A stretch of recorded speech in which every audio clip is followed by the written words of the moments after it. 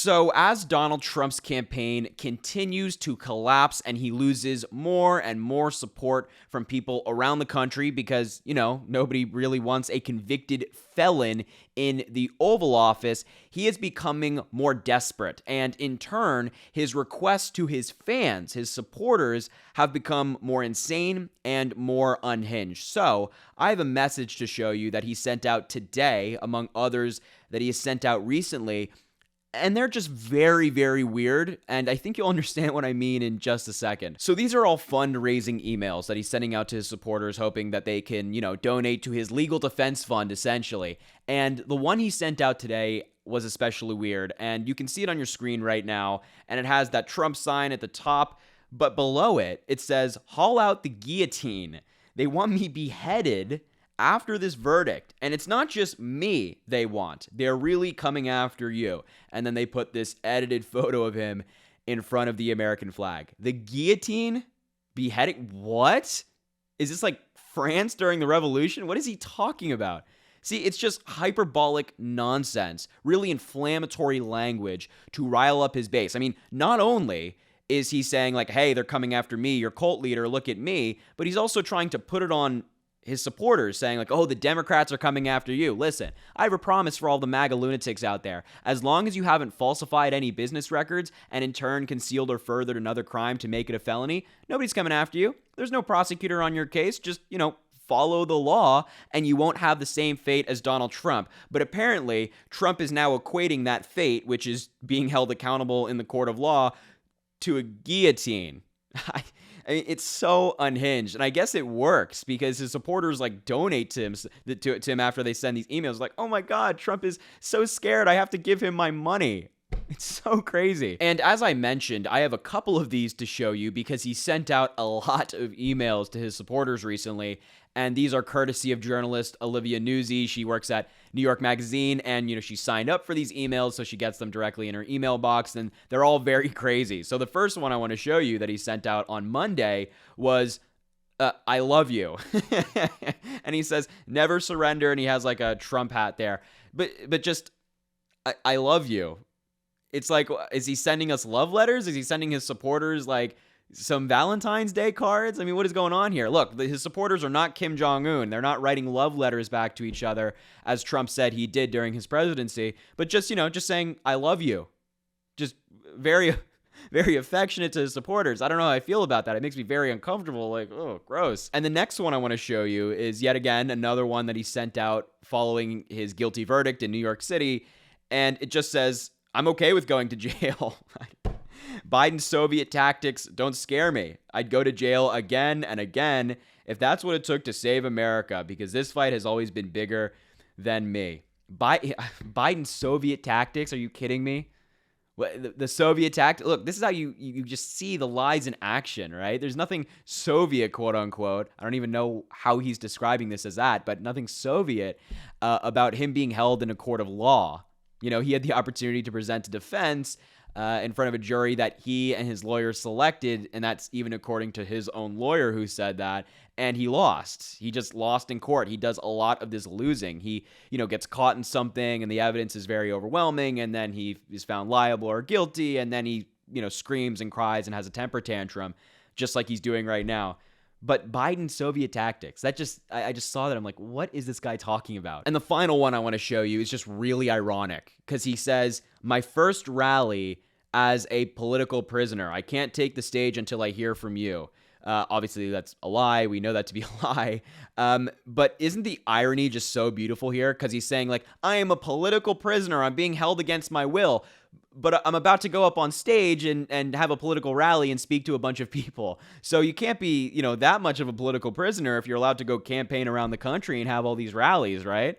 But no, he's saying I'm a political prisoner. His followers, I'm not sure, have the ability to catch on to the irony, but I think anybody else that's paying attention to these emails certainly catches that. Just a kind of like a slap in the face thing to say, no? And I actually have an article to show you kind of on this topic connecting to what we just discussed about Donald Trump's recent moves with his fundraising. This is reporting originally from Forbes, and it says Trump shifts nearly $5 million of campaign money into his private business. So all of these Trump supporters out there who are donating to Trump are literally just giving his business money. He's just funneling it from them, these hardworking people who I'm sure are hardworking, and they're giving up their money. They're sending it to Trump, and he's giving himself a payday.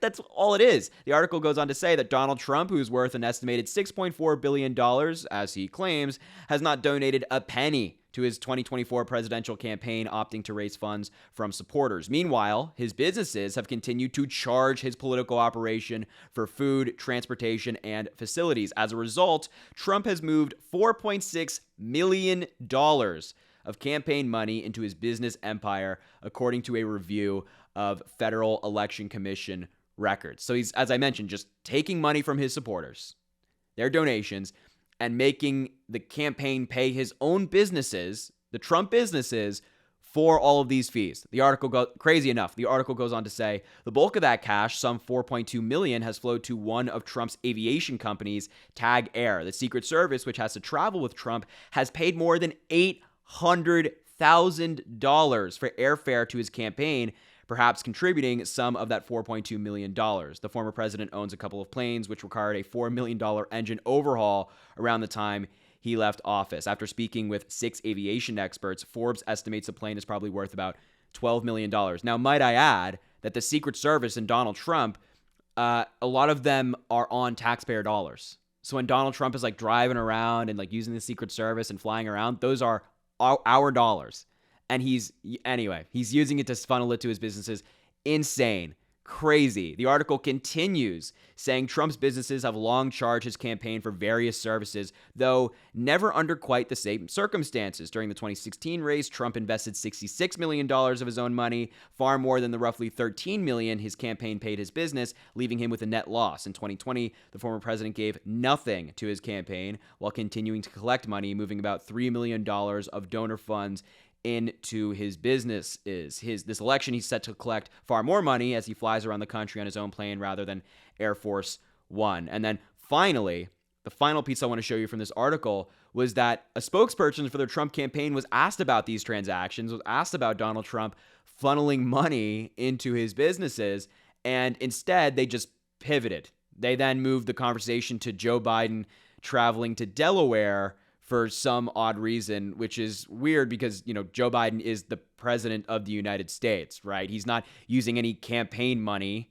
and people's hard-earned money to fund his travels. He's a president. He does this all the time. And yes, it's taxpayer dollars, but it's also significantly less than any amount of money that Donald Trump spent during his presidency to go golfing and go on vacation and go to Mar-a-Lago or go to New Jersey. I mean, what is this guy talking about? So essentially, the Trump formula is send out a really inflammatory, hyperbolic email that is bound to rile up his base, saying like, oh my God, they're bringing out the guillotine, right? Something like that. Then you get those donations, and you do a couple of things. You pay your lawyers because, he's in a lot of legal trouble, and we know that they're giving like tens of millions of dollars to Trump's lawyers, especially from the RNC. And then you pay yourself and your businesses. You say, hey, Trump Air or whatever that business is called, or Trump Services, will give you a bunch of cash, and thus that goes back to the Trump family. He's like funneling his supporters' money into his own pocket. Is that not the most Trump thing you've ever heard? This guy is such a piece of garbage, and they will continue to donate to him. He is a grifter. He's a scammer, and his supporters will continue to donate to him. Isn't that just insane? Is that not just the craziest thing? So I don't know what they're doing over there at the Trump campaign. I know it's not good. It's completely unethical. You're not seeing any of that on President Biden's campaign. But alas, Republicans will never talk about anything wrong that Donald Trump is doing because they're in that cult. They love those emails. They love them. So anyway, I just had to bring this to your attention. Just really weird and kind of panic-ridden messages that Donald Trump has been sending out to his supporters recently. So I'll wrap up the video there, just some food for thought.